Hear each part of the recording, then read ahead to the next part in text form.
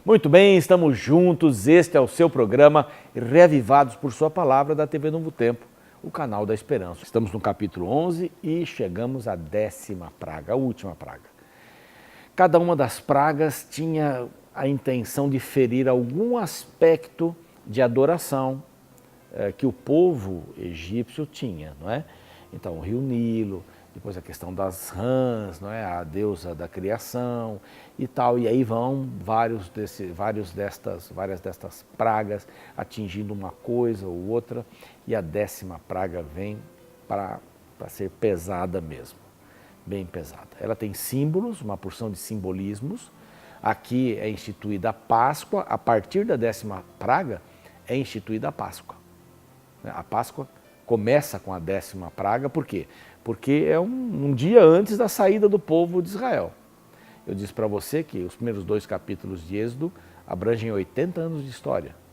E os dos capítulos 3 ao 40, né, são 38, abrangem 1 ano de história. Então aqui as coisas estão acontecendo rapidamente.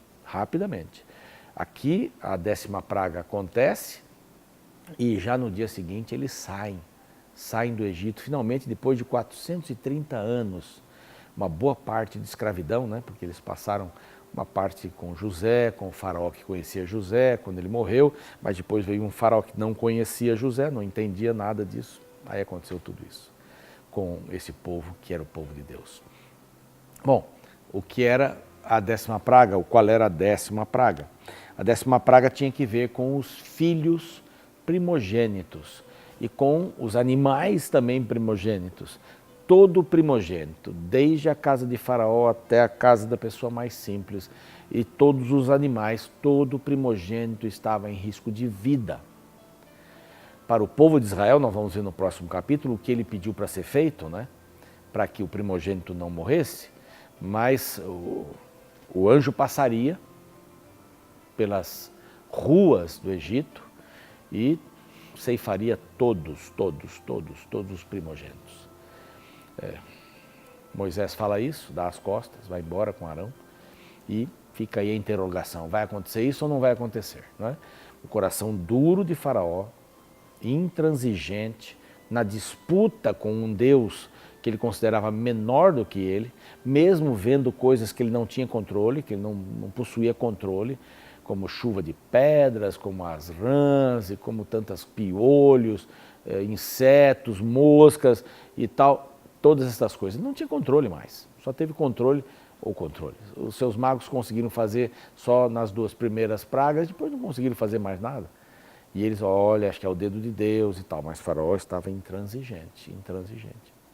E aqui, até Moisés disse, depois dessa praga, seus oficiais virão se ajoelhar diante de mim e vão pedir para que nós saiamos como povo, para que nós saiamos para adorar o nosso Deus. Para que nós saiamos daqui.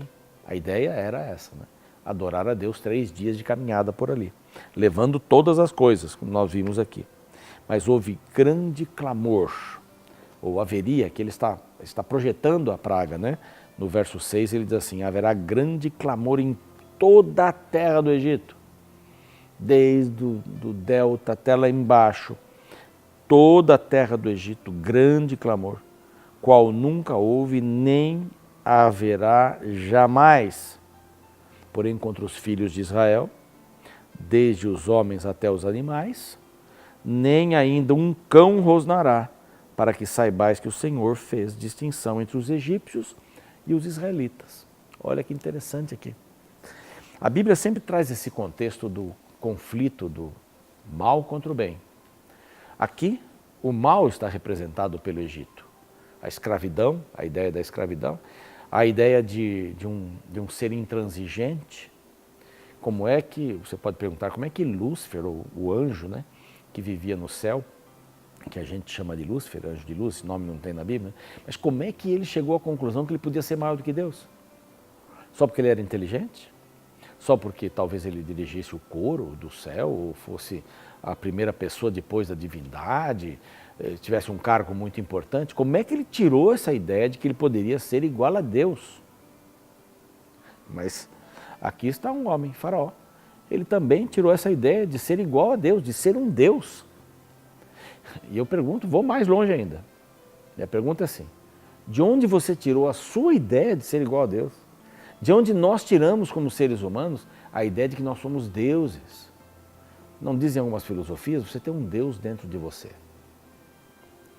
Então, aí dentro tem uma força, que você descobrindo essa força, você vai ganhar o mundo.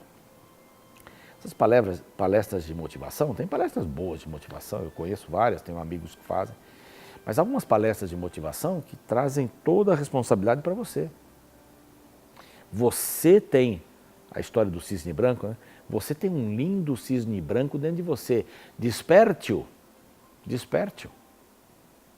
Você não é um pato, você é um cisne. Não é? E um dia isso vai, mas depende de você, a força do pensamento positivo. Todas essas coisas que são muito humanistas, não é? Que se afastam de Deus, estão aqui com o Egito. De onde nós tiramos essa ideia que nós temos poder igual a Deus?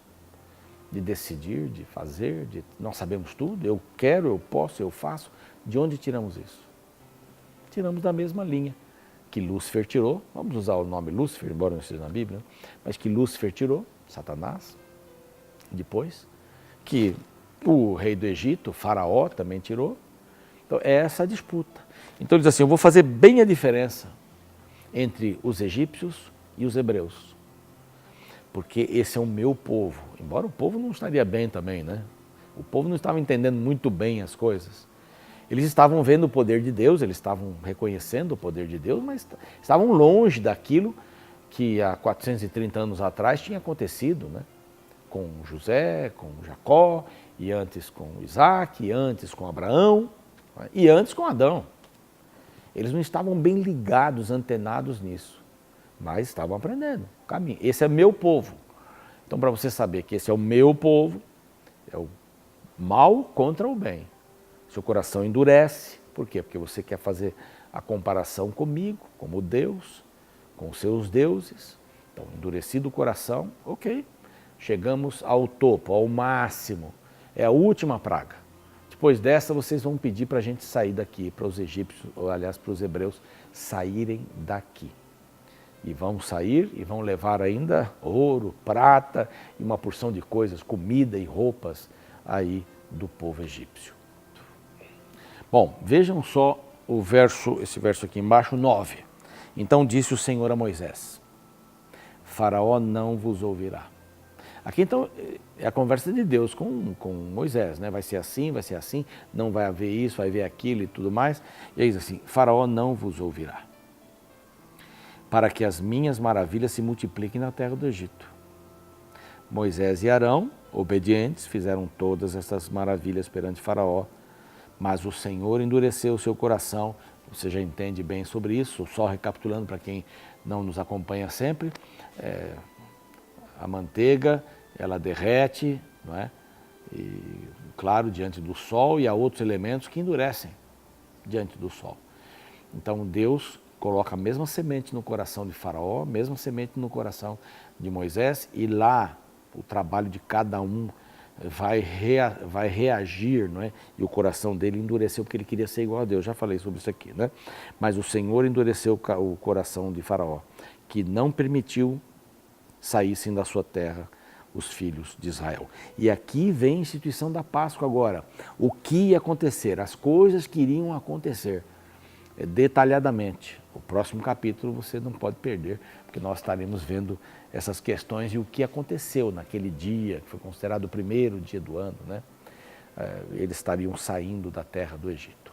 Bom, a luta do bem ou do mal, sempre é do mal, viu? Do mal contra o bem, porque o bem não está lutando contra o mal, não precisa. Mas o mal está lutando contra o bem. E isso acontece com você, no seu círculo, na sua vida, na sua família, no seu namoro, no seu trabalho, nos seus negócios. Sempre. Deus está segurando os ventos da maldade. Um dia eles vão ser soltos. Imagine se ele não estivesse segurando. Vamos orar a Deus. Pai querido, te agradecemos porque o Senhor está aí do nosso lado, está nos acompanhando. E se nós soubermos fazer a distinção entre o Egito e os hebreus, né? Entre o mal e o bem, estaremos contigo e queremos andar contigo. Ajuda-nos, dá-nos forças por Jesus. Amém. Obrigado. Até o próximo encontro. Um grande abraço.